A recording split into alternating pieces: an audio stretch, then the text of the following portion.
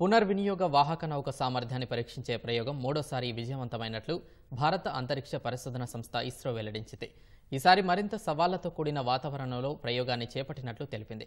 అంతరిక్షం నుంచి వచ్చే వాహక నౌక పనితీరు, ల్యాండింగ్ పరిస్థితులను తాజా ప్రయోగం ద్వారా కళ్లకు కట్టినట్లు పేర్కొంది.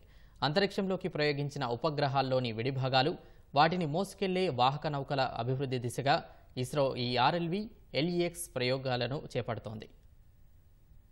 పునర్వినియోగ వాహక నౌక పుష్పక్ సామర్థ్యాన్ని పరీక్షించేందుకు మూడోసారి చేపట్టిన పరీక్ష విజయవంతమైనట్లు భారత అంతరిక్ష పరిశోధన సంస్థ ఇస్రో వెల్లడించింది. ఈసారి మరింత సవాళ్లతో కూడిన ప్రతికూల వాతావరణంలో ప్రయోగాన్ని చేపట్టినట్లు తెలిపింది. అంతరిక్షం నుంచి వచ్చే వాహక నౌక పనితీరు, ల్యాండింగ్ పరిస్థితులను తాజా ప్రయోగం ద్వారా వివరించింది. అంతరిక్షంలోకి ప్రయోగించిన ఉపగ్రహాల్లోని విడిభాగాలు, వాటిని మోసుకెళ్లే వాహక నౌకల అభివృద్ధి దిశగా ISRO landing experiment LEX series ప్రయోగాలను చేపడుతోంది. తద్వారా RLVల అభివృద్ధికి అవసరమైన అతి కీలకమైన సాంకేతిక పరిజ్ఞానాన్ని పొందడంలో ఇస్రో నైపుణ్యాన్ని సాధించింది.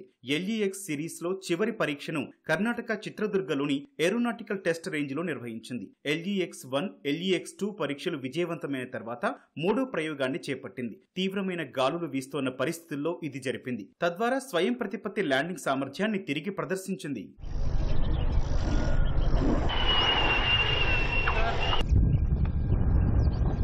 పుష్పక్ పేరుతో పిలిచే ఈ రెక్కల వాహనాన్ని భారతీయ నౌకాదళానికి చెందిన చినూక్ హెలికాప్టర్ ద్వారా తీసుకెళ్లి రన్వేకి 4.5 కిలోమీటర్ల ఎత్తులో జారవిడిచారు. అక్కడి నుంచి క్రాస్ రేంజ్ కదలికలను స్వతంత్రంగా చేపడుతూ ఇది రన్వే దిశగా వచ్చింది. సెంటర్ లైన్ వద్ద ఖచ్చితమైన సమాంతర ల్యాండింగ్ ను ప్రదర్శించింది. తక్కువ లిఫ్ట్ టు డ్రాగ్ నిష్పత్తితో కూడిన ఏరోడైనమిక్ కాన్ఫిగరేషన్ కారణంగా ల్యాండింగ్ వేగం గంటకు 320 కిలోమీటర్ల కంటే ఎక్కువగా ఉందని ఇస్రో తెలిపింది. రన్వేపై ల్యాండ్ కాగానే వాహక నౌక వేగం బ్రేక్ పారాచూట్ తో గంటకు 100 కిలోమీటర్లకు తగ్గిందని పేర్కొంది. అనంతరం ల్యాండింగ్ గేర్లు పనిచేసి వాహక నౌక పూర్తిగా ఆగిపోయింది. ఈ సమయంలో స్థిరత్వం కోసం నోస్ వీల్ స్టీరింగ్ వ్యవస్థ, రాడార్ ను RLV ఉపయోగించుకుంది.